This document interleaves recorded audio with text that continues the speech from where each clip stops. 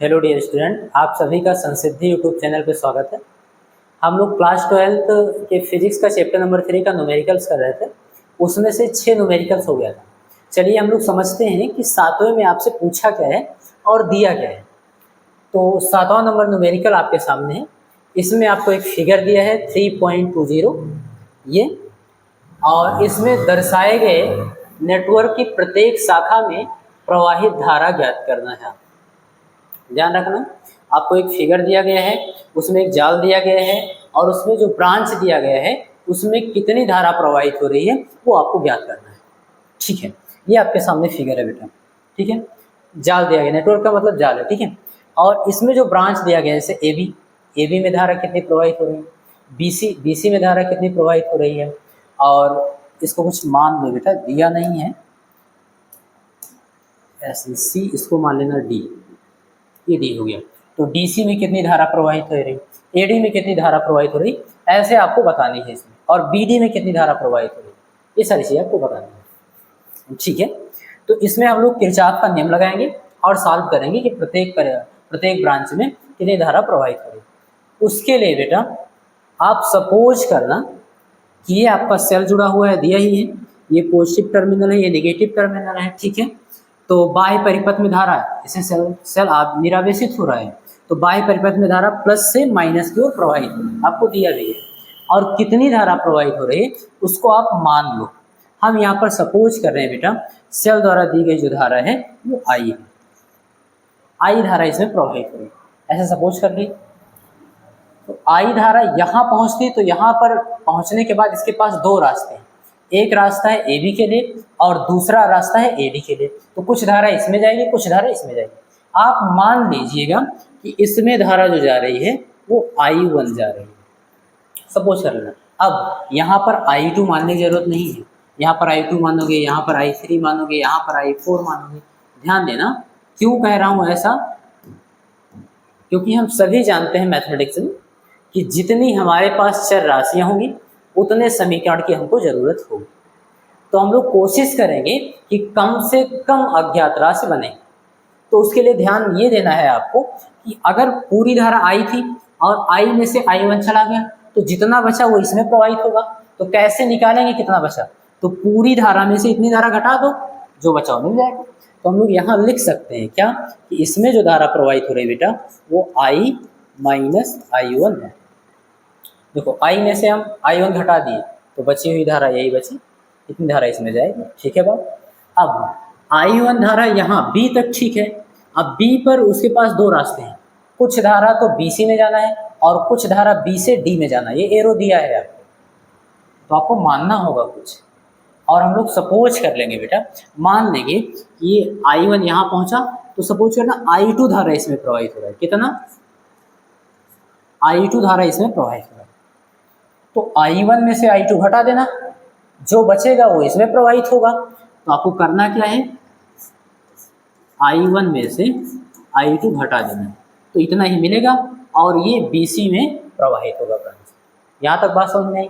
Okay, अब यहाँ से देखना I माइनस I1 आ रहा है और यहाँ से I2 आ रहा है, दोनों धाराएं यहाँ बिंदु D पर मिलेंगी और इसमें प्रवाहित होंगी। बात समझ में आ रही है।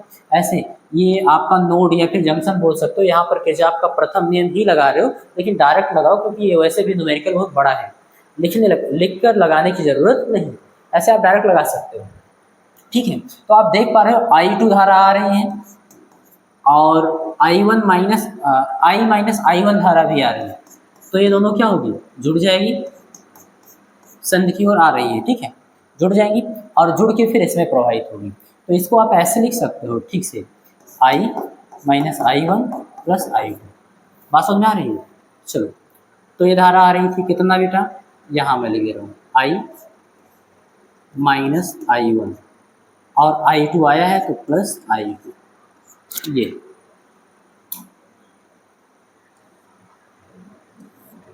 इतनी धारा जो है बेटा वो DC ब्रांच में प्रवाहित हो। अब DC ब्रांच में से जो धारा होकर आ रही है और यहाँ B से C की ओर आ रही है, दोनों धाराएं यहाँ पर जुड़ेगी और इसमें धारा प्रवाहित होगी, क्योंकि प्लस से माइनस की ओर पूरी सर्किट में बाह्य परिपथ में धारा प्रवाहित करानी है। ठीक है, तो जितनी धारा थी उतनी धारा मिलेगी, आई ही मिलेगी, और अगर नहीं भरोसा है तो आप चेक कर सकते हैं इसको। कैसे?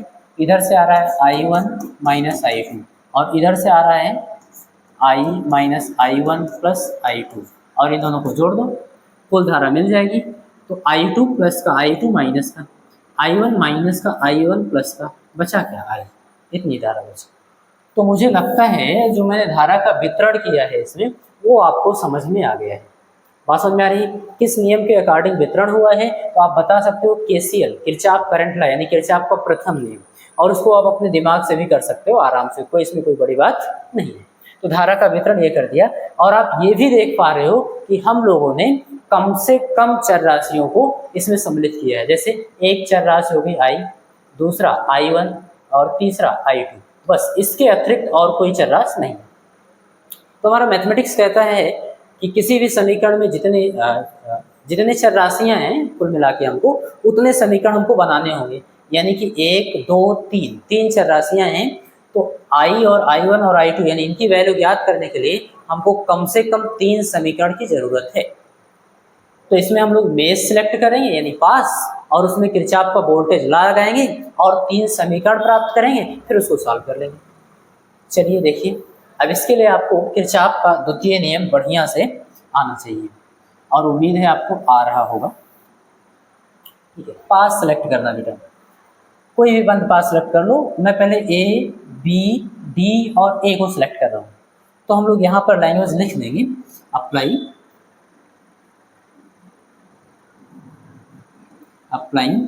KVL, Kirchhoff voltage law apply कर रहे हैं। किसमें बेटा?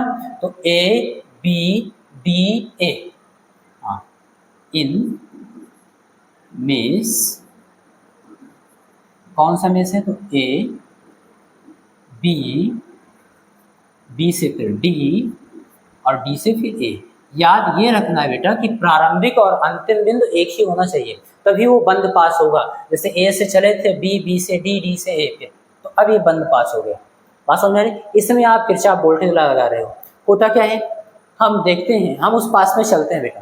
बात समझ आ रही है? और पास में आप किधर की ओर भी चलो, चाहे बामा ओर चलो चाहे दक्षिण ओर चलो, कोई फर्क नहीं पड़ता। बात समझ आ रही है? पास में चलेंगे और चलने के बाद हम देखेंगे कि हमारी दिशा में अगर धारा है तो वो और उसका संगत प्रतिरोध का गुणनफल धनात्मक ले लेंगे, और विपरीत दिशा में अगर धारा है तो उस धारा को और उसके संगत प्रतिरोध के गुणनफल को ऋणात्मक ले लेंगे। इन सबको इस तरीके से जोड़ देंगे और जोड़ने के बाद फिर बराबर करेंगे। बराबर करने के बाद उसमें देखेंगे कि उस बंद पास में कितने सेल लगे हुए हैं, उनके विद्युत वाहक बल को हम लोग जोड़ लेंगे। और जोड़ते समय चिन्ह याद रखेंगे कि जिस टर्मिनल से हम लोग बाहर निकल रहे हैं, मान लो उस पास में चल रहे हैं, प्लस टर्मिनल से बाहर निकल रहे हैं तो प्लस उसका विद्युत वाहक बल, अगर नेगेटिव टर्मिनल से बाहर निकल रहे हो तो उसका विद्युत वाहक बल नेगेटिव ले लेना है। बस इतना ही करना है। तो ध्यान दीजिएगा, हम लोग ऐसे चलेंगे A से B, B से D, D से A। चलो चलते हैं। देखिए A से B, तो A से B जब जा रहे हो बेटा तो विद्युत धारा I1 आपकी दिशा में है। तो अगर आपकी दिशा में है तो इसके संगत प्रतिरोध यानी ये धारा किस प्रतिरोध में प्रवाहित हो रही है? 10 ओम में। तो इन दोनों का गुणनफल धनात्मक ले लो, तो 10 और I, तो 10I1 ले लें, इन दोनों का गुणनफल और धनात्मक ले लो। ठीक है, अब क्या करना है बेटा आपको? A से B गए, फिर B से D, तो B से D आओ। तो जब इसमें आप चलते हुए आओगे तो I2 आपकी दिशा में है, तो I2 किस प्रतिरोध में से होकर गुजर रही है? 5 ओम के प्रतिरोध में। तो इनका संगत प्रतिरोध 5 ओम हुआ। इन दोनों का गुणनफल कराएंगे और धनात्मक लेंगे क्योंकि हमारी दिशा में है, तो 5 का I2 में गुणा कराना और प्लस क्योंकि आपकी दिशा में है तो 5I2। ठीक है, फिर आपको D से A, तो D से A जाइए। तो जब हम ऐसे जा रहे हैं तो देख पा रहे हैं धारा जो है I माइनस I1 हमारी विपरीत दिशा में है, तो ये और इसका संगत प्रतिरोध 5, इन दोनों का गुणनफल ऋणात्मक लेंगे। 5 से इसमें गुणा कराना बेटा और ऋणात्मक लेंगे, माइनस 5 क्या I minus I1, I minus I1। अब बराबर कर देंगे, इसे पूरा आपने कैलकुलेट कर लिया। I इंटू R यानी धारा और संगत प्रतिरोध, ये इन दोनों का गुणनफल करा के आपने जोड़ भी दिया, बीजगणितीय योगफल हो गया। ये बराबर किसकी होता था? समेशन E यानी इलेक्ट्रोमोटिव फोर्स के योगफल के। तो इस पास में आप देखिएगा बेटा कितने विद्युत सेल लगे हैं? एक को सेल नहीं लगे, तो एक को विद्युत वाहक बल नहीं होंगे, तो इसलिए बराबर यहाँ पर क्या लिखेंगे हम लोग? 0। और इस समीकरण को थोड़ा सा आसान कर लेते हैं। चलिए तो इसको हम ऐसे लिख सकते हैं 10i1 प्लस 5i2 -5 का अंदर गुणा कराना, तो माइनस प्लस माइनस 5i और माइनस माइनस प्लस 5i1 बराबर 0। इसको सॉल्व करते हैं बेटा। तो ध्यान देने वाली बात है 10i1 और 5i1 ये सजातीय पद है, समान चिन्ह जुड़ते हैं, असमान चिन्ह घटते हैं और चिन्ह सदैव हम लोग बड़ी संख्या का लेते हैं, ऐसे कुछ। तो इस पद का देखो चिन्ह प्लस है, इस पद का भी चिन्ह प्लस है, समान चिन्ह वाला पद है, इसको जोड़ लीजिएगा। तो 10 और 5 15 i1। अब i2 देखिए बेटा अकेला है, तो प्लस 5i2। यहाँ तक बात समझ में आ गई। अब क्या करना है आपको, -5i बचा है, तो माइनस का है, i को एक तरफ कर दो, i1 i2 को एक तरफ और i को एक तरफ कर दो, आसान हो जाएगा। -5i को उधर भेज दो, तो उधर जाएगा ये +5i होगा। ओके, और 5 देख पा रहे हो प्रत्येक टर्म में है, तो 5 से दोनों पक्षों में भाग कर दो और आसान हो जाएगा। तो 5 के 15i1 और प्लस 5 है कम 5 यानी 1 बचेगा, वैसे i2 बराबर 5 से इसमें भी भाग करोगे तो केवल i बचेगा। इसको बना लेना बेटा आप इक्वेशन फर्स्ट। आपने किया क्या है, 5 से दोनों पक्षों में भाग कर दिया, ये हो गया फर्स्ट। थोड़ा हाईलाइट करूं, यहाँ तक बात समझ में, एक समीकरण आपको मिल गया। अब ऐसे ही आप दूसरा बंद पास देख पा रहे हो, बी सी डी बी, ऐसे चाहे बी डी सी बी ऐसे सेलेक्ट कर लो, तो वही चीज़ फिर हम लोग लिखेंगे लैंग्वेज में।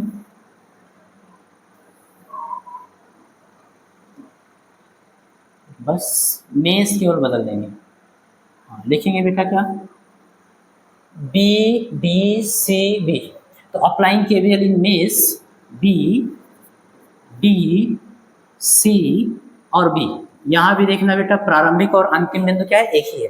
बंद पास मैंने सेलेक्ट कर लिया। अब इसमें हम लोग किरचॉफ का नियम लगाएंगे, तो इस पास में चलेंगे कैसे, बी से डी, डी से सी, सी से बी, ठीक है ना। और उसमें देखेंगे वही नियम लगाना है, धारा हमारी दिशा में है कि विपरीत दिशा में। अगर दिशा में है तो उसके संगत प्रतिरोध का गुणनफल धनात्मक, विपरीत दिशा में है तो उनके संगत प्रतिरोध का गुणनफल ऋणात्मक ले लेंगे, और बराबर विद्युतवाहक बल का योगफल करेंगे बीजगणितीय, ठीक है। चलो अप्लाई करते हैं बेटा। तो बी से डी आ रहे हैं, तो I2 आपकी दिशा में है, तो I2 और इसके संगत प्रतिरोध 5 ओम, इन दोनों का गुणनफल धनात्मक, तो 5I2 ले लिए। फिर B से C जाना है बेटा, तो इसमें जा रहे हो तो देख पा रहे हो कि धारा आपकी दिशा में है, तो आपकी दिशा में है तो इनके संगत प्रतिरोध ये 10 ओम, इन दोनों का गुणनफल धनात्मक, तो +10 इंटू क्या बेटा I -I1 और +I2, ये हो गया। फिर आप C से B जाइए, और C से B जा रहे हो तो देख पा रहे हो धारा आपके विपरीत दिशा में है, इसलिए I1 -I2 और उनका 5 के साथ गुणा जो होगा ऋणात्मक लेंगे, तो -5I1 -I2 और बराबर। अब विद्युत वाहक बल देखेंगे, तो इसमें कोई सेल नहीं लगा है इस पास में, इसलिए विद्युत वाहक बल कितना होने वाला है, जी। इसको बढ़िया से सॉल्व कर लीजिएगा। देखिए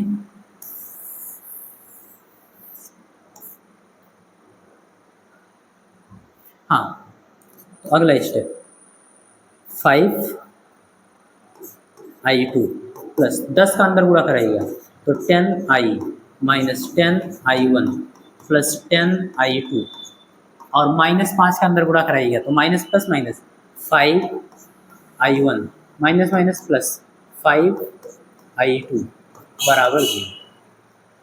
सॉल्व करिए I1 और I2 को। तो सबसे पहले I1 को हम लोग सॉल्व कर लेते हैं।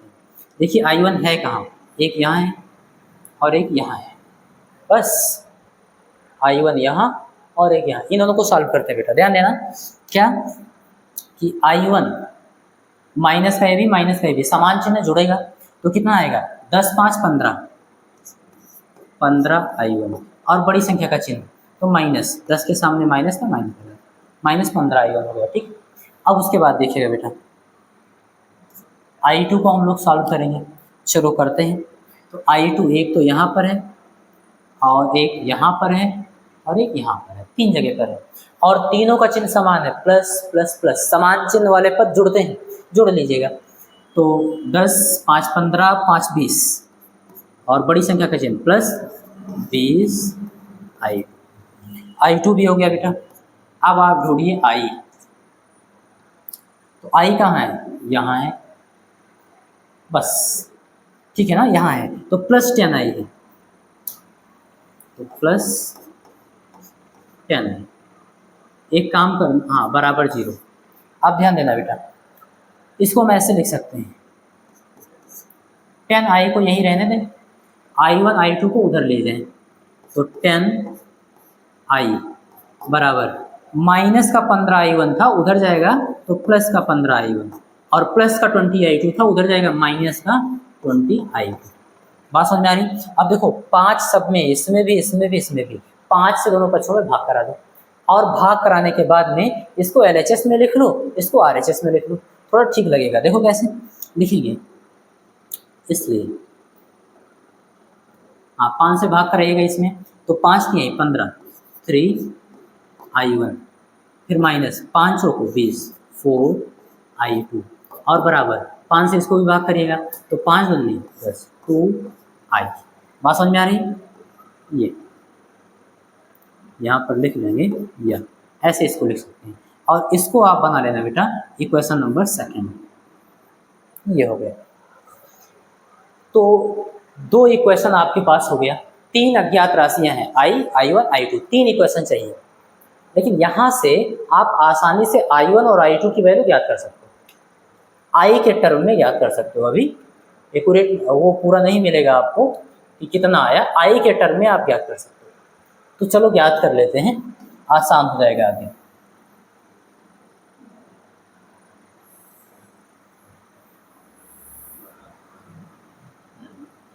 यही थोड़ा सा जगह बना लेते हैं और देख लेते हैं।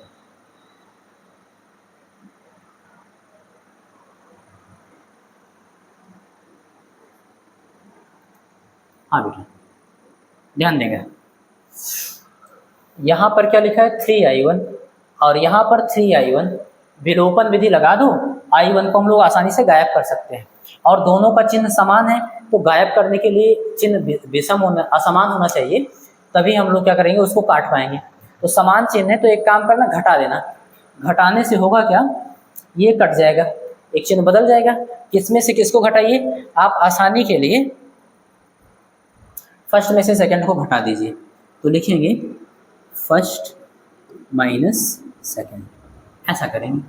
तो देखना बेटा LHS से LHS घटेगा, RHS से RHS, तो लिखेंगे 3I1 प्लस I2, ओके।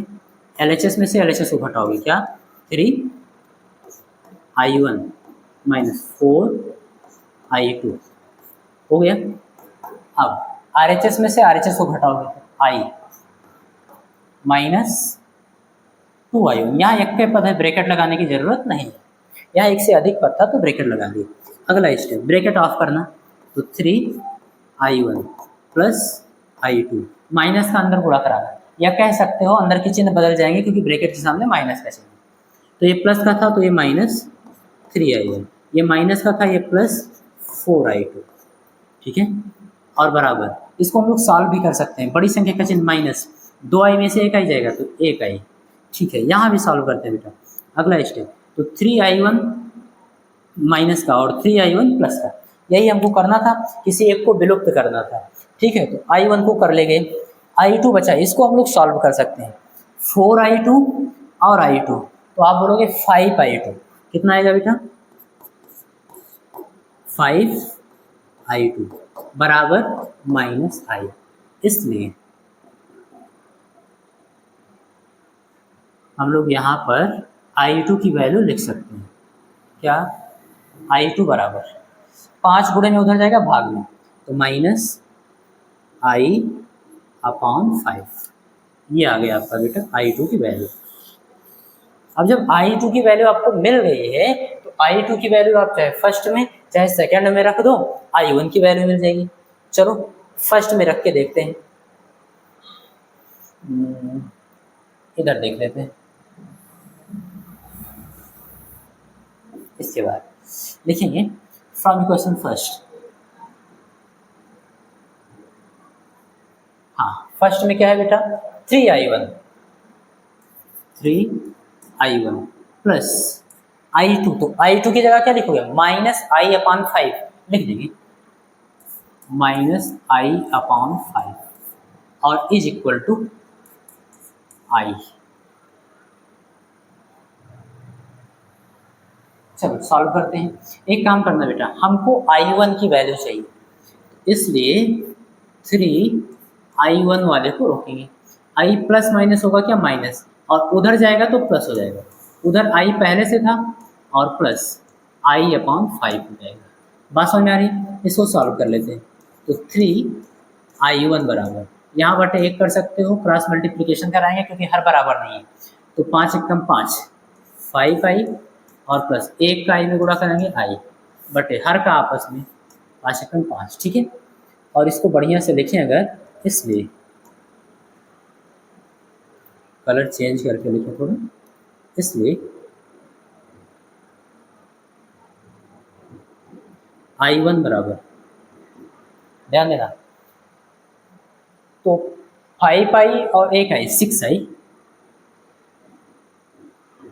अभी तो कटेगा, देखना बेटा क्या, 3i1 बराबर 5i और 1i 6i बटे 5।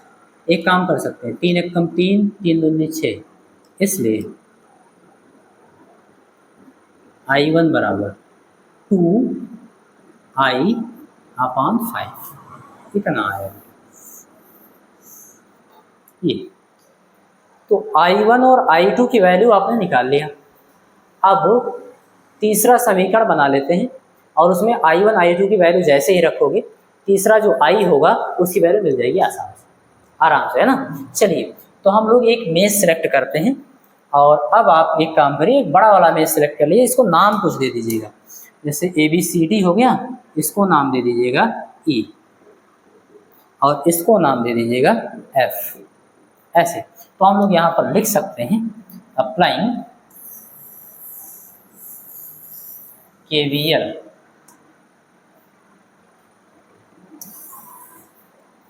थोड़ा सा जगह बना लेते हैं बेटा,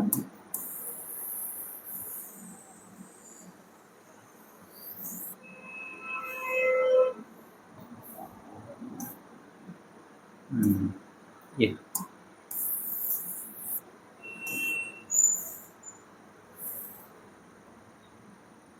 चलिए लिखेंगे क्या, कौन सा मेश सेलेक्ट करने वाले हैं, तो अप्लाइंग KVL हम लोग अप्लाई करें कौन से मेश में, तो A से B, B से C, C से E, E से F, F से A, ऐसे एक बड़ा वाला मेश है जिसमें ये भी आ जाए, ठीक है, और I मिल जाए आपको, तो I इसी वाले मेश में मिलेगा आपको।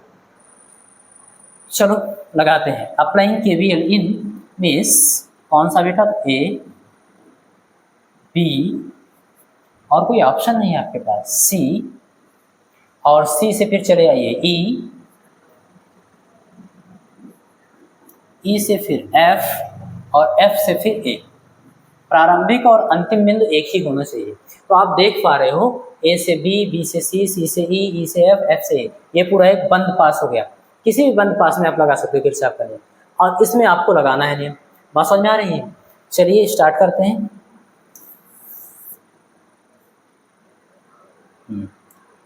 आपको दिख रहा होगा, उम्मीद करता हूँ। चलो मेष में चलिए, A से B चल रहे हैं, धारा आपकी दिशा में है, इनके संगत प्रतिरोध का गुणनफल धनात्मक 10i1 लिखेंगे बेटा, क्या 10i1, ओके।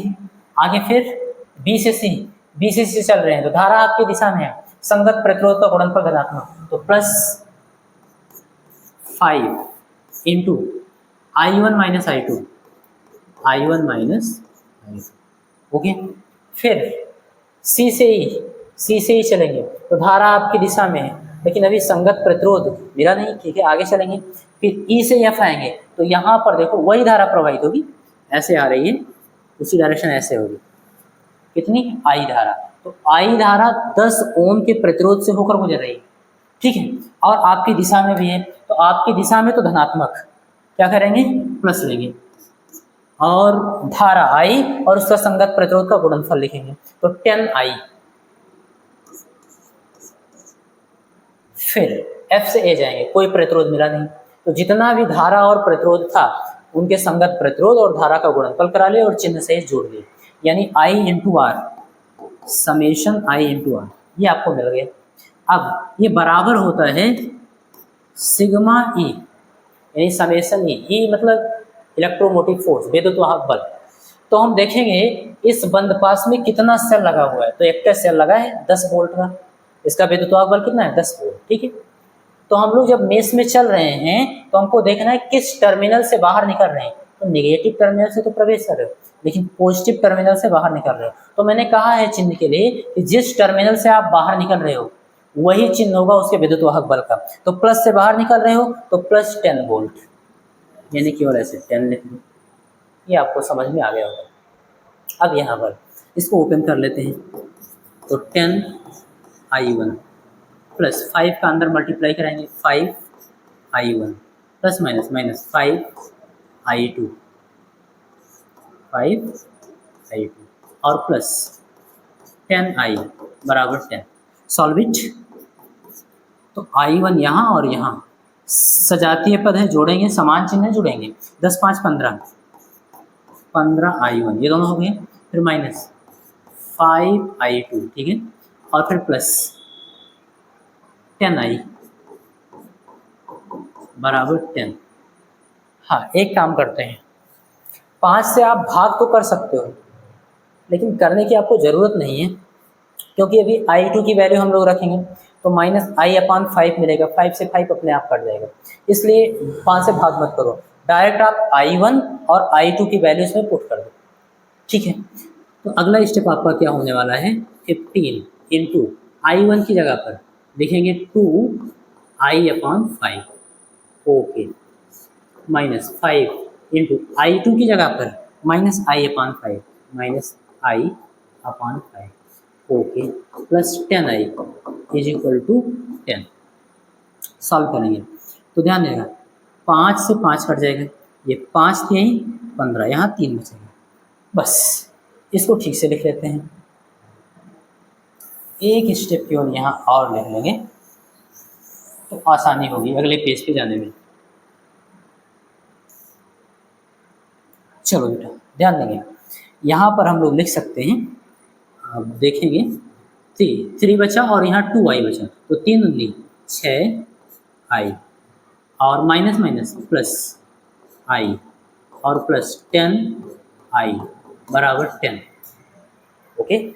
अब इन सबको जोड़ लेते हैं, तो 10 6 16 और एक 17I बराबर 10, तो यहाँ पर हम लोग लिख सकते हैं 17I बराबर 10, इसलिए I बराबर कितना होगा, यहाँ पर देखिएगा I बराबर 17 गुणे में उधर जाएगा भाग में, तो 10/17। आप देखना बेटा आपके पास तीनों अचर, तो तीनों जो चर थे I, I1, I2 सबकी वैल्यू आपके पास, जैसे I की वैल्यू तो आपके पास एकदम फिक्स मिल गई 10/17, ठीक है, और I1 और I2 की वैल्यू आप इसी I के टर्म में निकाल कर रखे थे, तो I की वैल्यू जैसे इसमें रखोगे 10/17 I1 की वैल्यू मिल जाएगी, I की वैल्यू इसमें रखोगे 10/17 तुरंत I2 की वैल्यू मिल जाएगी। बात समझ आ रही? चलो रख कर देखते हैं और नेक्स्ट पेज पे देखते हैं। हाँ, तो यहाँ पर लिखेंगे चूँकि I बराबर कितना मिला 10/17, ये आपको मिल गया अभी आगे काम रहेगा, ठीक है। I बराबर तो 10/17 मिल गया, I1 बराबर 2I/5, इसलिए I1 कितना है बेटा 2/5 इंटू I, यही 2I/5 यही था। I की वैल्यू रखेंगे यहाँ पर, I की वैल्यू रखोगे आपको मिलेगा क्या 10/17, इस तरीके से। चलो तो 5 एक कम 5, इसको काटते हैं, 5 एक कम 5, 5 दूनी 10, यानी अगर हम ठीक से बोलें कि I की वैल्यू कितनी होगी तो अंश का गुणा अंश में, हर का गुणा हर में, 2 दूनी 4, 17 एक कम 17, ये दो बेटा, तो इतना एम्पियर I की वैल्यू और I1 की वैल्यू इतना एम्पियर, 4/17 है। ऐसे I2 की वैल्यू निकाल सकते हैं। I2 बराबर कितना है बेटा, तो आप लोग बोलोगे I2 बराबर -1/5 इंटू आई, ऐसा लिख सकते हो। -I/5 को -1/5 इंटू आई, तो -1/5 इंटू आई, तो आई की जगह हम लोग कितना पुट करने वाले हैं, तो बोलेंगे 10/17। ठीक है, 5 एकम 5, 5 दूनी 10, अंश का गुणा अंश में, हर का गुणा हर में, इसलिए I2 बराबर -2 एकम 2/17 एकम 17 एम्पियर।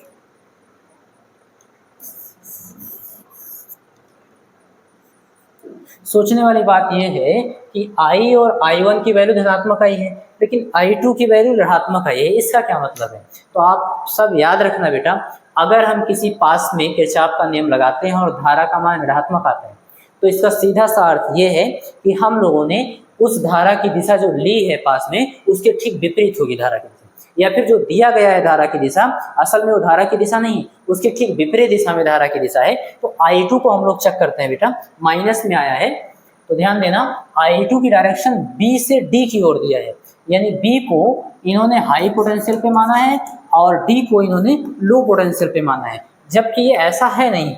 असल में यहाँ क्या होने वाला है, यहाँ पर हाई पोटेंशियल होगा और यहाँ पर लो पोटेंशियल होगा, यानी कि विद्युत धारा जो होगी वो D से B की ओर प्रवाहित हो रही है। इन्होंने जो दिशा दिया है B से D की ओर, वो दिशा गलत है।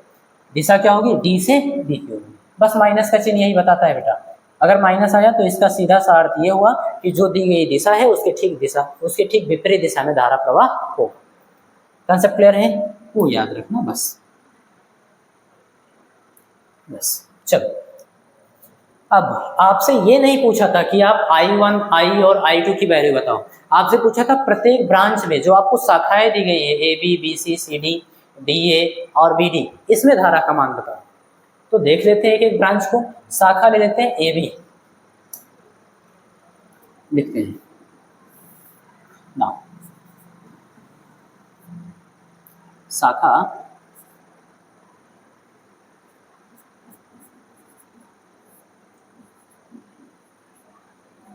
AB में प्रवाहित धारा,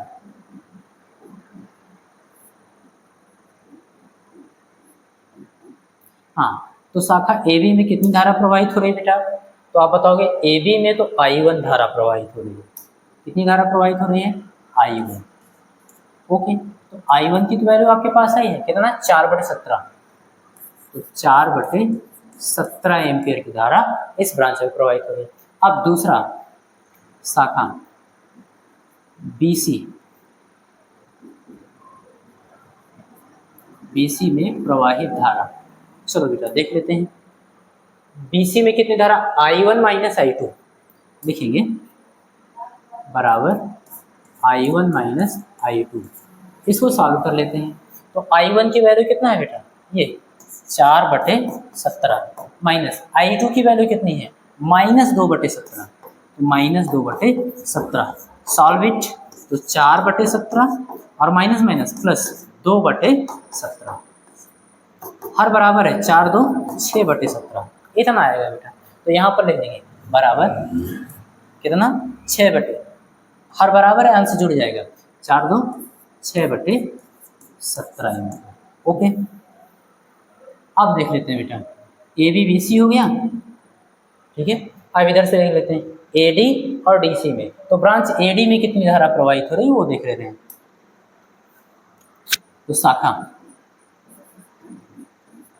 AD में प्रवाहित धारा, हाँ, तो AD में देखना बेटा, AD में I माइनस I1 धारा प्रवाहित हो रहा है, तो लिखेंगे I माइनस I1 और इसको सॉल्व कर लेते हैं।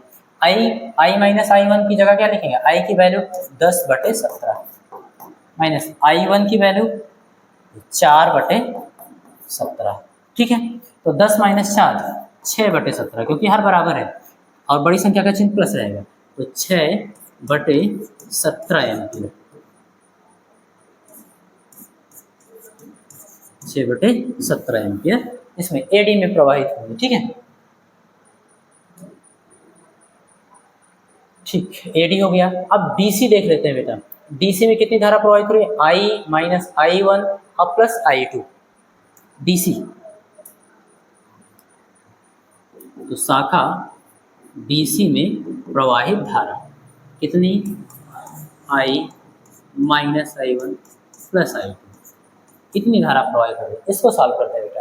तो आई माइनस आई वन, आई की जगह 10/17 माइनस आई वन की जगह 4/17 और प्लस आई टू की जगह माइनस 2/17। Solve it. हर बराबर इन दोनों का सॉल्व कर लेते हैं। तो 10 में से 4 जाएगा 6/17 और यहाँ प्लस माइनस माइनस 2/17। हर बराबर है, यहाँ पर अंश जैसे है घटाना है तो घटा दीजिए। 6 माइनस 2 4/17। तो कुल मिला के यहाँ पर वैल्यू कितनी आएगी? 4/17 एम्पियर। इस ब्रांच में बेटा ध्यान देंगे डीसी में 4/17 धारा प्रवाहित हो गई, इतना एम्पियर धारा प्रवाहित हो गई। और कोई ब्रांच देख लेते हैं, बचा है जी बिल्कुल बीडी। एक शाखा और बचा है कि बीडी में धारा कितनी प्रवाहित हो रही है। तो बीडी में आई की धारा प्रवाहित हो रही है, देख लेते हैं। शाखा बीडी में प्रवाहित धारा कितनी प्रवाहित हो रही है बेटा? तो बताओगे I2 धारा बह रही है और I2 का मतलब माइनस 2/17 एम्पियर। माइनस का चिन्ह केवल ये बता रहा है जो हमको डायरेक्शन दी गई उसके ठीक विपरीत दिशा में धारा प्रवाहित हुई। तो आई होप आपको क्वेश्चन नंबर 7 समझ में आया होगा। और याद रखिएगा ये क्वेश्चन इंपॉर्टेंट है, वेरी इंपॉर्टेंट कहेंगे तो गलत नहीं होगा, क्योंकि इस एक न्यूमेरिकल से आप पूरा किरचॉफ का नियम रिवाइज कर सकते हो। बात समझ में आ रही है और आपको एकदम कॉन्सेप्ट क्लियर हो जाएगा। ठीक है, हाँ मैथमेटिक्स वालों को तो कोई दिक्कत होने वाली नहीं है समीकरण को सॉल्व करने में। समीकरण बनाने में तो बायोलॉजी और मैथ किसी को नहीं दिक्कत है, लेकिन सॉल्व करने में बायोलॉजी वालों को थोड़ी दिक्कत हो सकती है। इसलिए आप प्रैक्टिस में रहिएगा। 10th में आप लोग पढ़े होंगे विलोपन विधि, प्रतिस्थापन विधि, वज्रगुणनफल विधि। तो जो भी आपको आसान लगे समीकरण सॉल्व करने में थोड़ा प्रैक्टिस में रहिएगा, उस विधि से करिएगा। चलो बेटा अगला क्वेश्चन हम लोग समझ लेते हैं। 8 नंबर आपको दिया गया है 8 वोल्ट विद्युत वाहक बल की एक संचायक बैटरी है, ठीक है, जिसका आंतरिक प्रतिरोध 0.5 ओम है। एक फिगर के माध्यम से समझते हैं बेटा। आपको एक संचायक बैटरी दी गई है, ठीक है, ऐसे ले लेते हैं, ज़्यादा समझ में आएगा इस तरीके से। हाँ ये ओके। तो 8 वोल्ट विद्युत वाहक बल की एक संचायक बैटरी है, ठीक है, जिसका आंतरिक प्रतिरोध 0.5 ओम को श्रेणी क्रम में 15.5 ओम के प्रतिरोधक का उपयोग करके 120 वोल्ट के डीसी स्रोत, डायरेक्ट करंट का सोर्स है, उसके द्वारा चार्ज किया जाता है। ठीक है, चार्ज होते समय बैटरी की टर्मिनल वोल्टता क्या है और चार्जकारी परिपथ में जो सर्किट बनाया गया है चार्ज के लिए प्रतिरोधक को श्रेणी क्रम में संबद्ध करने का क्या उद्देश्य है। चलो 2 क्वेश्चन आपसे पूछा गया है। सबसे पहले एक बैटरी दी गई है बेटा, उसको बनाते हैं। क्या दिया गया उसको समझ लेते हैं। चलो हाँ।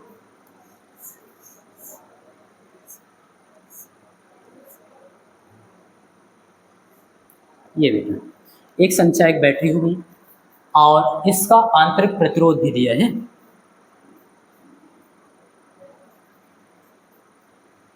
हम लोग देख लेते हैं कि इसका आंतरिक प्रतिरोध कितना है।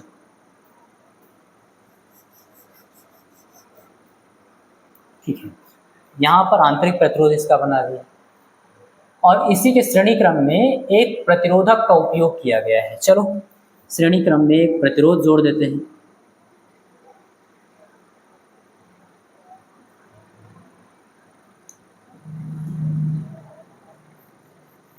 इस परिपथ में एक प्रतिरोध जोड़ दिया गया श्रेणी क्रम में, ठीक है, 15.5 ओम का 120 वोल्ट के बैटरी से डीसी सोर्स है उसे चार्ज किया जाता है।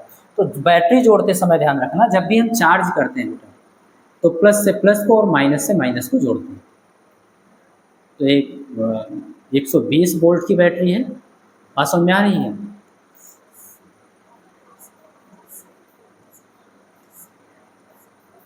ये ठीक है, ये हो गया आपका बैटरी और इससे चार्ज किया जा रहा है। ठीक है, अब सर्किट को हम लोग ठीक से बना लेते हैं, सब कुछ लिख देते हैं, दर्शा देते हैं कौन क्या है। तो सबसे पहली बात, ये तो आपकी संचायक बैटरी थी पहले, इसका विद्युत वाहक बल E1 मान लो कितना दिया है 8 वोल्ट, और ये आपका आंतरिक प्रतिरोध हो जाएगा स्मॉल r, उस बैटरी का कितना दिया है बेटा आधा ओम 0.5 ओम। ठीक है, ये बैटरी का पॉजिटिव टर्मिनल और ये निगेटिव टर्मिनल। ठीक है, ये श्रेणी क्रम में एक प्रतिरोधक जोड़ा गया है, उसको बना लीजिएगा R, कैपिटल R, उसकी वैल्यू कितनी दी गई है 15.5 ओम। याद रखिएगा बेटा, इसको ये फिगर जो है एग्जाम में बनाना आवश्यक नहीं है, मैं आपको समझाने के लिए बना रहा हूँ। और फिर एक 120 वोल्ट है, यानी इसकी जो विद्युत वाहक बल है E2 वो 120 वोल्ट का है। बात समझ में आ रही है? चार्ज किया जाता है। अब चार्ज होते समय चार्ज हो रहा है, बात समझ में आ रही है, यानी कि आवेशित हो रहा है। तो टर्मिनल विभवांतर बताना है किसकी, चार्ज होते समय कौन सी बैटरी चार्ज हो रही है, ये 8 वोल्ट वाली, तो इसकी टर्मिनल वोल्टता आपको बतानी, बता रहा हूँ बेटा। सारी चीज़ हम लोग लिख लेते हैं ठीक से, ये फिगर आप समझने के लिए बना सकते हो।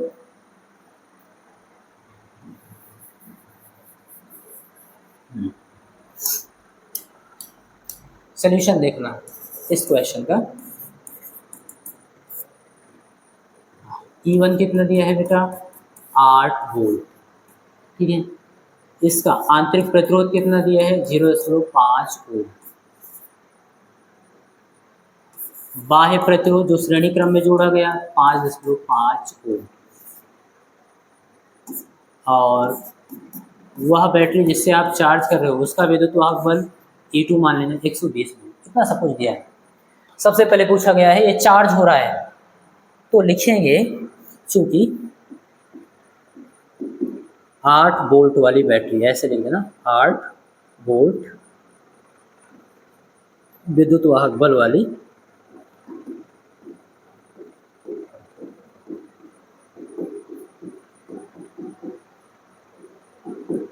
आवेशित हो रही है। क्या हो रही है? आवेशित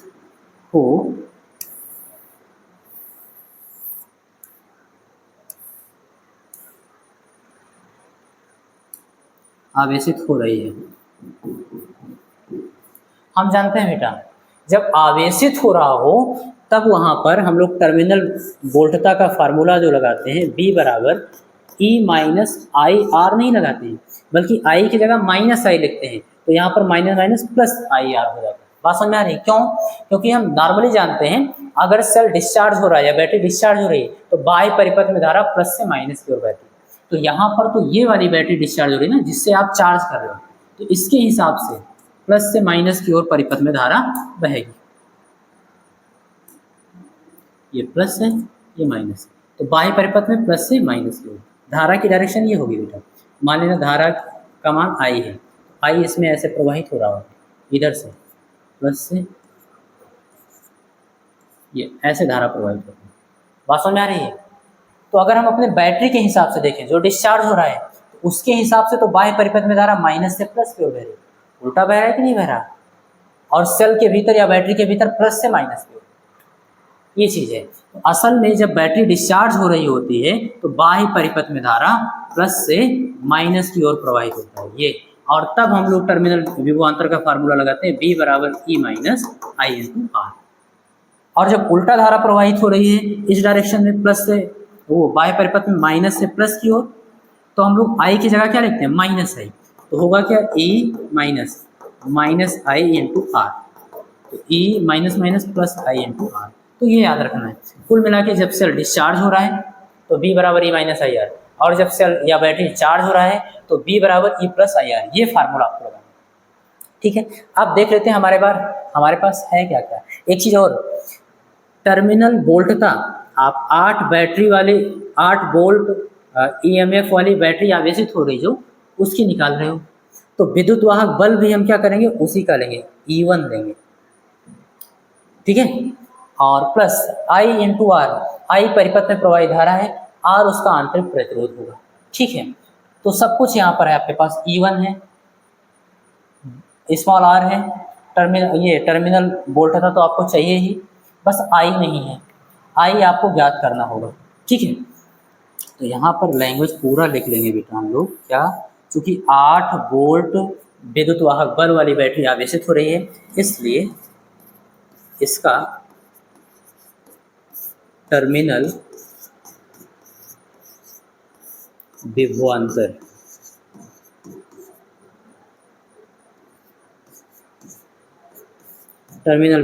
B बराबर E1, यहाँ लिख लेंगे B बराबर E1 प्लस IR, चार्ज हो रहा है इसलिए प्लस लगाया गया। बात समझ में आ रही है? इसको हम लोग बना देंगे इक्वेशन फर्स्ट। क्यों अभी बना के छोड़ रहे हैं? क्योंकि हमारे पास I की वैल्यू नहीं है, I निकाल लेते हैं। तो यहाँ पर लैंग्वेज लिखेंगे बेटा हम लोग, क्या ना, परिपथ में प्रवाहित धारा I बराबर कुल विद्युत वाहक बल बटे कुल प्रतिरोध, आंतरिक प्लस बाह्य। तो आंतरिक कितना है, स्मॉल r, बाह्य कितना है, कैपिटल R। अच्छा, कुल विद्युत वाहक बल E आपको निकालना होगा, E आपके पास नहीं है। दो विद्युत वाहक बल E1 और E2 हैं, और दोनों के दोनों श्रेणी क्रम में, ध्यान से देखना, जुड़े हुए हैं, लेकिन विपरीत ध्रुवता के साथ। मैं आपको समझाता हूँ कैसे।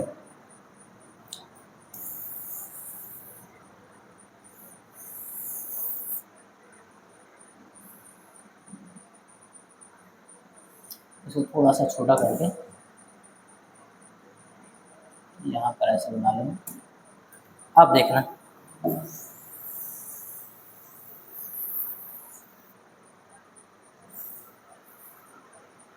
मैंने आपको परिणामी विद्युत वाहक बल ज्ञात करना सिखाया है, ध्यान देना। फिगर में चूंकि ये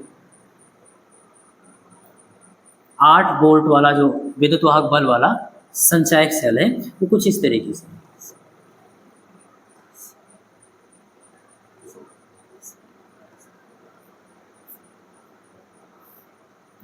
इसका विद्युत वाहक बल E1 है, और डायरेक्शन तो आपको पता ही है विद्युत वाहक बल का, ये माइनस से प्लस की ओर, इधर की ओर कितना है बेटा, E1। अब देखना, बड़ी वाली जो बैटरी है जिसका विद्युत वाहक बल 120 वोल्ट है, उसका पॉजिटिव टर्मिनल इसके पॉजिटिव टर्मिनल से जुड़ा हुआ है चार्ज करते समय। तो यहाँ पर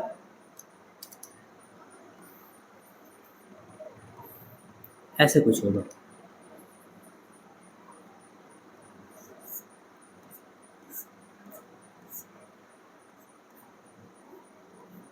ये, और इसका जो विद्युत वाहक बल होगा उसकी डायरेक्शन कुछ इस तरीके से होगी, माइनस से प्लस की ओर, E2, ठीक है। ये आपका प्लस है, ये माइनस, ये प्लस है, ये माइनस, ऐसे ही तो ये जुड़ा हुआ है, बीच में रेजिस्टेंस है लेकिन ऐसे ही जुड़ा हुआ है, आप देख पा रहे हो, ठीक है। इस तरीके से जुड़े हुए हैं लेकिन विपरीत ध्रुवता के साथ, E1 की डायरेक्शन ये, E2 की डायरेक्शन ये। इस दशा में मैंने आपको सॉल्व करना सिखाया है, इस दशा में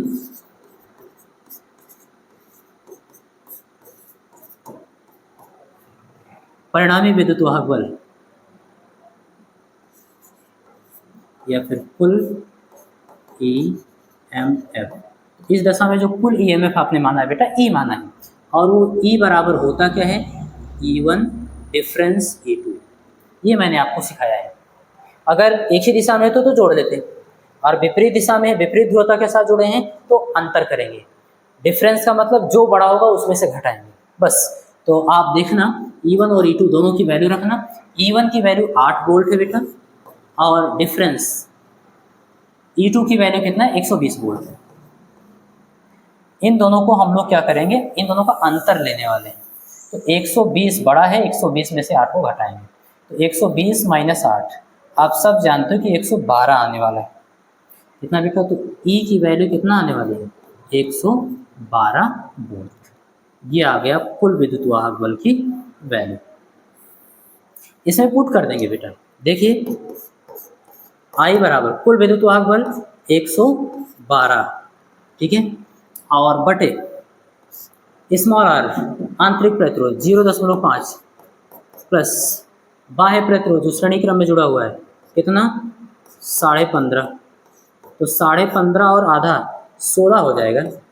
112/16 काट सकते हैं इसको आराम से, 16 सत्ते 112, इसलिए आई की वैल्यू आपको मिल गई। और बस इसी का तो इंतजार था, वो बाकी सब तो आपके पास था ही। तो लिख सकते हैं, इसलिए परिपथ में प्रवाहित धारा I बराबर 7 एम्पियर। ये बेटा, तो आपके पास E1 भी है, I भी है और स्मॉल r भी है। तो अब हम लोग यहाँ पर लिख सकते हैं फ्रॉम इक्वेशन फर्स्ट, और फर्स्ट में टर्मिनल वोल्टता जो है V बराबर E1 प्लस IR है। तो E1 की वैल्यू कितना है बेटा 8 प्लस I की वैल्यू कितना है बेटा 7 और इनटू स्मॉल r की वैल्यू कितना है 0.5।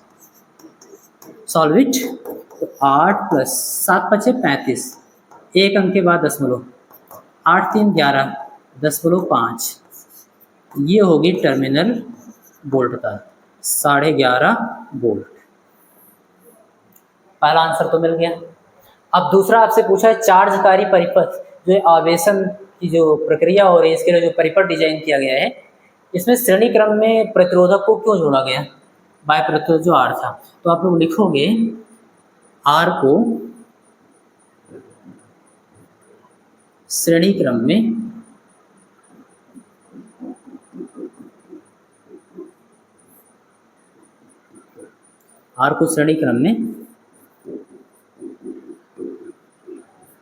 जोड़ने का मुख्य उद्देश्य।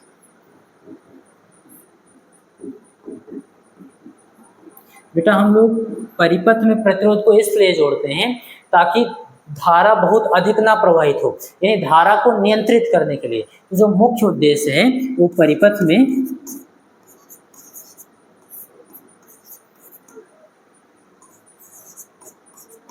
धारा को नियंत्रित करने के लिए।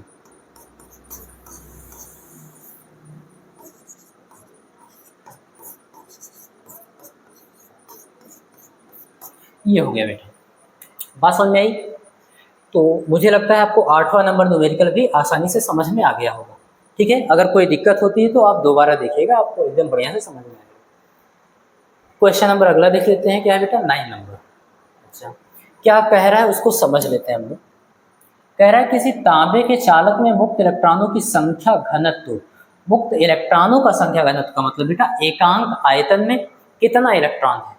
बात समझ में आ रही, बस इतना ही पूछ रहे हैं, ठीक है। हाँ, उदाहरण 3.1 में 8.5 × 10⁻28 मीटर क्यूब। ये इसका यूनिट थोड़ा गड़बड़ है बेटा, आप यहाँ लिख लेना प्रति मीटर क्यूब, या फिर आप लिख सकते हो मीटर की पावर -3। अभी इसको समझाता हूँ।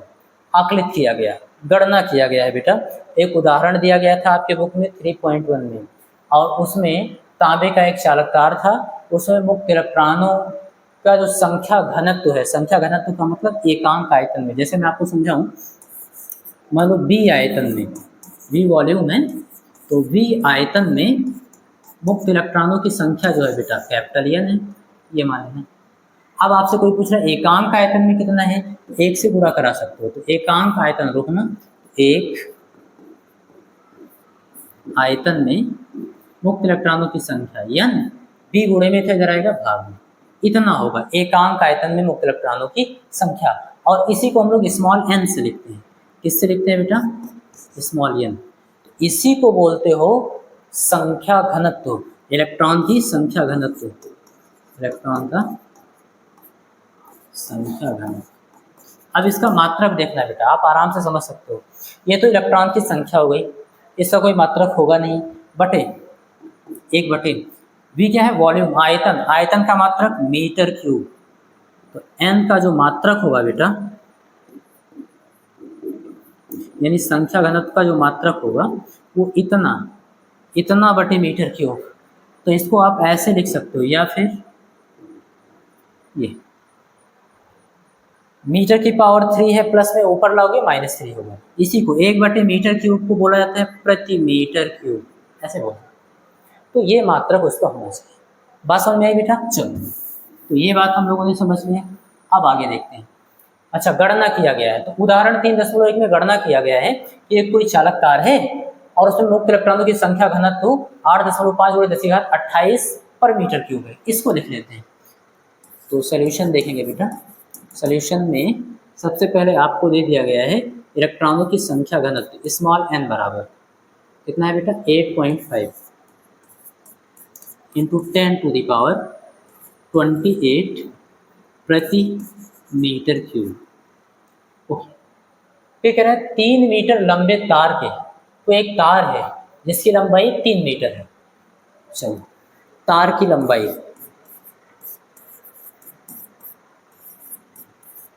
मान लेना बेटा L है। L कितना दे दिया गया है, 3 मीटर। ठीक है, 3 मीटर का तार है। तार के एक सिरे से दूसरे सिरे तक अपवाह करने में इलेक्ट्रॉन कितना समय लेता है। तो आपसे पूछा गया है बेटा, जो इलेक्ट्रॉन है वो 3 मीटर लंबा जो तार है उसके एक सिरे से दूसरे सिरे तक जाता है, अपवाह करता है, अनुगमन करता है, तो कितना टाइम लेगा। यहाँ पर लिखना, आपसे पूछा क्या है,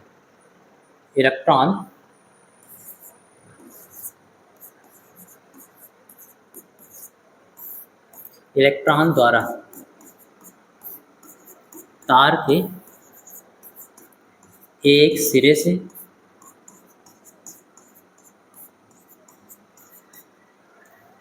दूसरे सिरे तक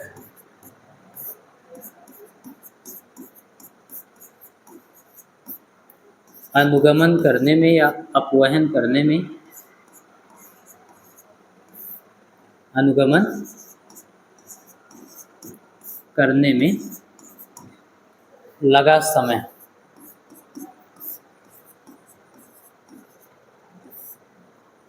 मान लेना T समय लगा बेटा। तो आपसे यही वो पूछा है, कितना समय लगेगा। ध्यान देना, आपके पास यहाँ है क्या क्या, तो उसकी बात करें तो एक तो आपको दे दिया है इलेक्ट्रॉन घनत्व, दूसरी तार की लंबाई, तीसरा आपसे पूछा है इलेक्ट्रॉन द्वारा तार के एक सिरे से दूसरे सिरे तक अनुगमन करने में लगा समय। ये आपको बताना है। और भी सारी चीज़ें दी गई हैं, उनको भी लिख लेते हैं। हाँ बेटा, चलो, और क्या दिया है, कहा है तार के अनुप्रस्थ काट का क्षेत्रफल, क्रॉस सेक्शनल एरिया दे दिया गया है। क्या, अनुप्रस्थ काट का क्षेत्रफल,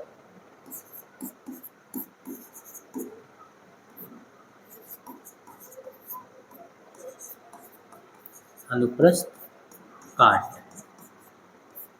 उसको हम लोग A मान लें। तो A आपको दे दिया गया है कितना, 2 × 10⁻⁻6 मीटर स्क्वायर। इन सबको हाईलाइट कर लो बेटा। लंबाई, हाँ ध्यान देना, लंबाई को हम लोग लिख लेंगे L से, और L दिया है 3 मीटर। ऐसे ही N बराबर आपको दिया है 8.5 × 10⁻28 प्रति मीटर क्यूब। चलो, अब आपको दिख रहा है, ठीक है, ये दे दिया। और कह रहा है उस तार में धारा भी प्रवाहित हो रही है 3 एम्पियर की। तो चौथी चीज़ आपको दे दी गई है, 1 2 3 4, हाँ, क्या, तार में प्रवाहित धारा आई, कितना दिया बेटा, 3 एम्पियर। अब मैं आपको क्वेश्चन आराम से समझा सकता हूँ, ध्यान से समझना क्या दिया है और क्या पूछा है। फिगर बना के समझाता हूँ। आपके पास एक 3 मीटर लंबा तार है, कितना बेटा, L, 3 मीटर लंबा तार है। यहाँ से यहाँ, ठीक।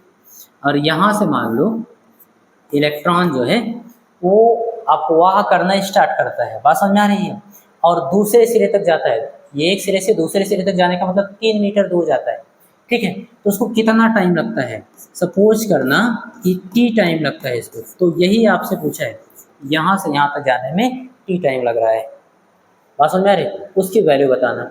हाँ, इस तार का अनुप्रस्थ काट का क्षेत्रफल यानी क्रॉस सेक्शनल एरिया, से लंबाई के लंबोत दिशा में काटोगे तो बेलनाकार तार होता है तो वृत्ताकार आपको क्षेत्रफल मिलेगा, बात समझ में आ रही है, वो दे दिया है। और फिर इसमें कितनी धारा प्रवाहित हो रही है वो भी दे दिया है। तो इलेक्ट्रॉन अगर इस सिरे से उस सिरे की ओर जा रहा है तो विद्युत धारा की डायरेक्शन इसमें ये होगी, ये होगी आई 3 एम्पियर दे दिया, बात समझ में आ रही है, कॉन्सेप्ट क्लियर। और इसका अनुप्रस्थ काट का क्षेत्रफल जो होगा ए दे दिया है, कितना, तो 2 × 10⁻⁻⁶ मीटर स्क्वायर। अब मुझे लगता है आपको फिगर से बढ़िया से समझ में आ गया होगा, तो इसको ऐसे बना लेना समझने के लिए। चलो भाई सॉल्यूशन स्टार्ट करते हैं। अब ये तो हो गया, हमको टाइम चाहिए, टाइम चाहिए, दूरी दिया है और इलेक्ट्रॉन कितने चाल से चलता है, उसका अनुगमन वेग क्या होता है bd, चाल पता है, दूरी पता है, समय चाहिए। तो हम सभी जानते हैं बेटा क्या ना, यहाँ पर लिखेंगे चूंकि चाल बराबर दूरी बटे समय अंतराल या समय, हमको समय चाहिए तो इसलिए समय को इधर लाएंगे, चाल को उधर भेजेंगे, तो समय बराबर दूरी बटे चाल, ये हमारा फार्मूला हो गया। समय कितना है बेटा t, तो यहाँ पर लगाएंगे t, 1 मिनट, चलो t बराबर दूरी, दूरी कितना है l, उस चालक तार की लंबाई l बटे इलेक्ट्रॉन कितने वेग से चलता है, अनुगमन वेग क्या होता है बेटा bd, देखेंगे ऐसे ये bd, बात समझ में आ रही है। चलो l की वैल्यू आपको पता है, bd की वैल्यू नहीं पता है, bd की वैल्यू के लिए ये सब तो दिया है, n दिया है, a दिया है, बात समझ में आ रही है, और I दिया है, कैसे, तो हम सब जानते हैं बेटा क्या, बट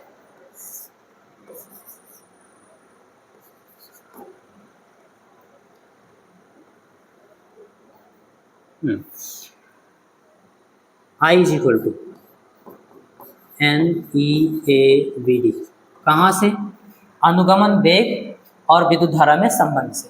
हमको BD की वैल्यू चाहिए तो BD रोकिए, NEA गुणे में इधर आएगा भाग में, तो इसलिए अगर हम BD के लिए इसको सॉल्व करें तो VD इज इक्वल टू आपको मिलेगा क्या, I/NEA,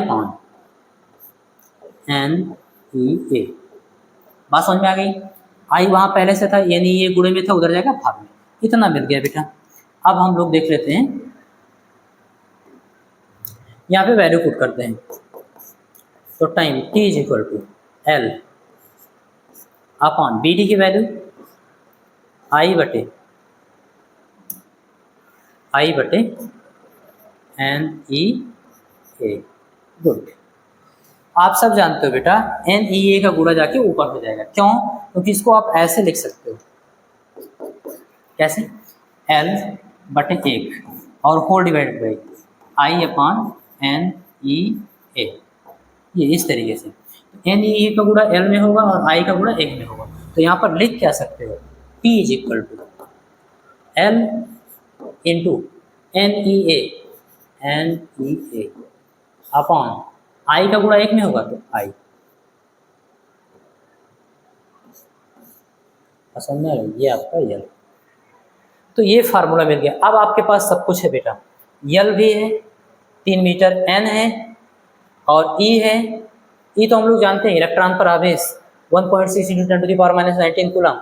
A आपको दिया है, I आपको दिया है, तो अब आप सॉल्व कर सकते हो। बस यहीं तक जो कुछ भी समझना था समझना था।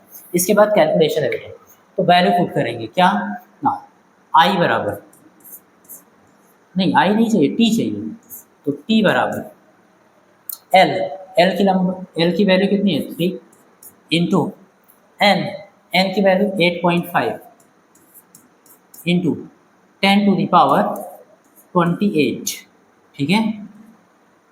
ओके, देखेंगे बेटा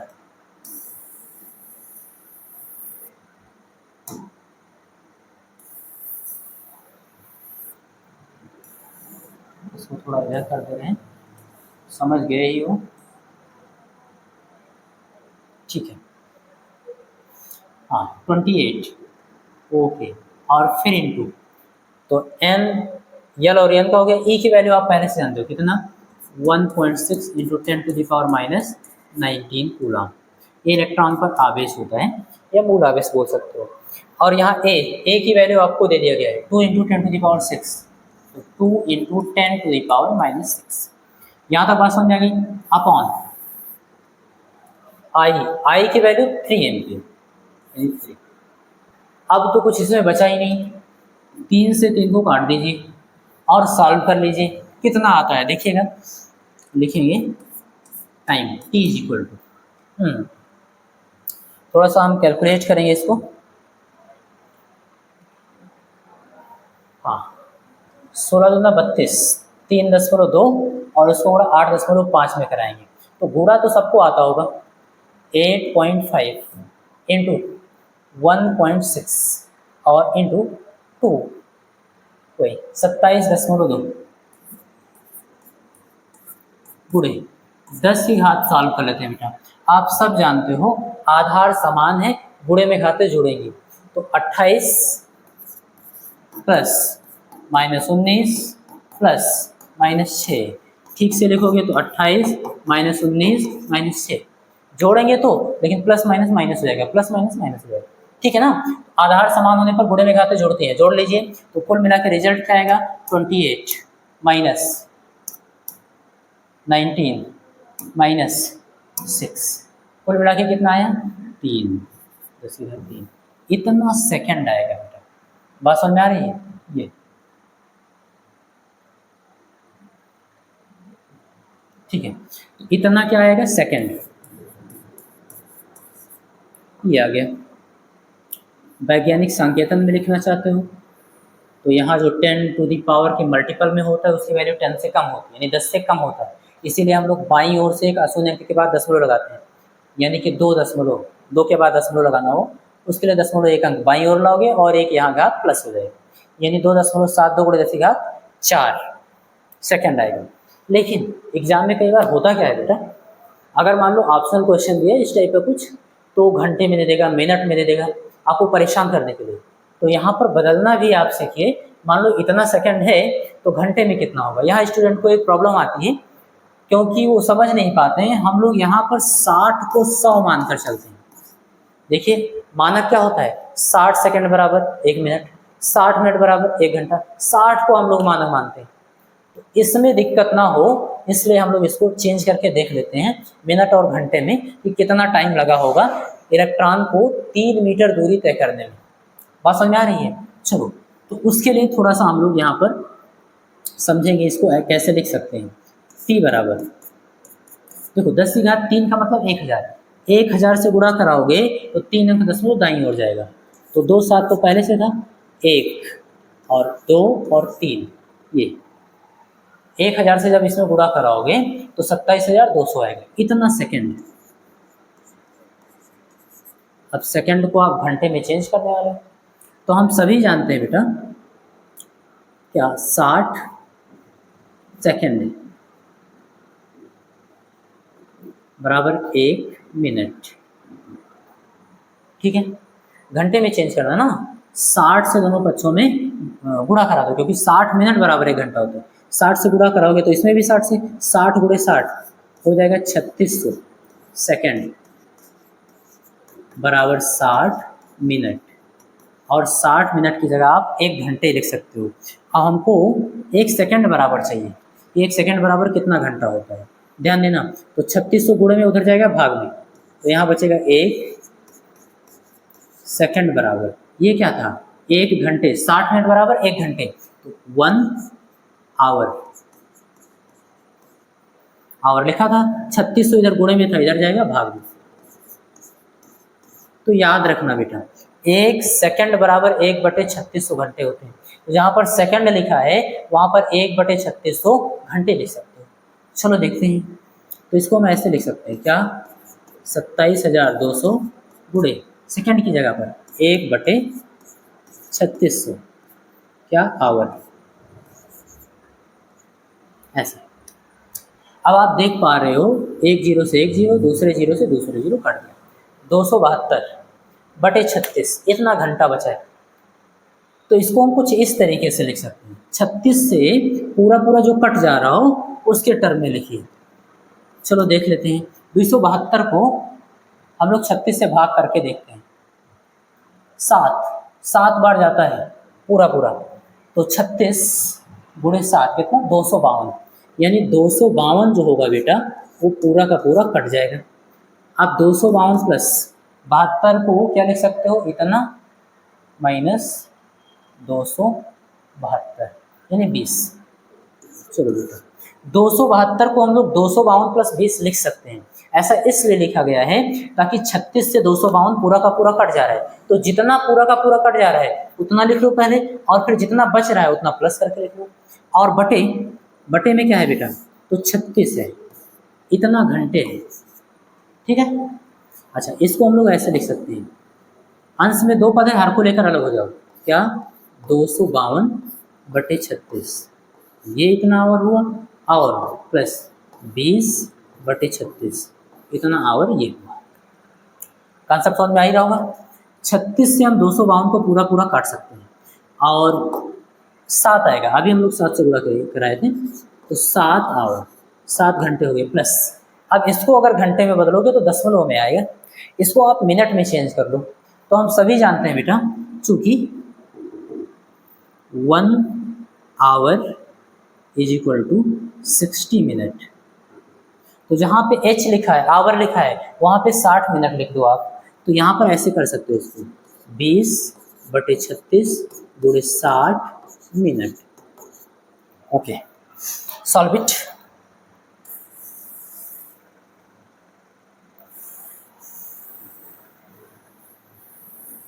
थोड़ा सा स्पेस बना लेते हैं।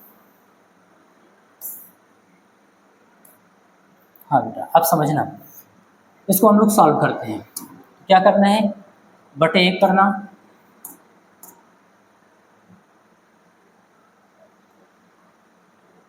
हाँ बटे 1 करना, यहाँ पर अंश का गुणा अंश में, हर का गुणा हर में होगा, या फिर इसको काट भी सकते हो, 36 और 6 2 60, ऐसे कर सकते हो, ठीक है। तो ऊपर कितना बचा, अंश का गुणा अंश में, हर का गुणा हर में, तो 200/6 बचेगा, तो 200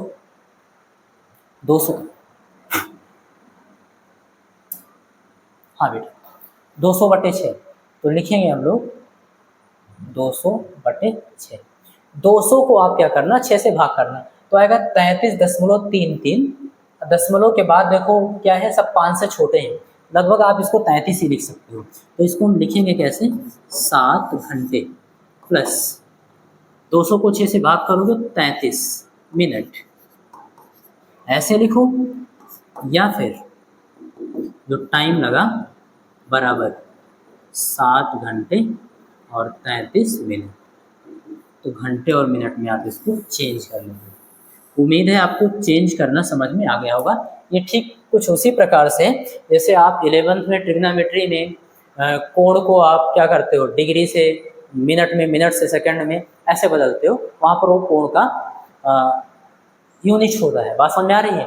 तो ठीक उसी प्रकार से जिस बच्चे की वो प्रैक्टिस होगी वो आराम से इसको बदले जाएगा।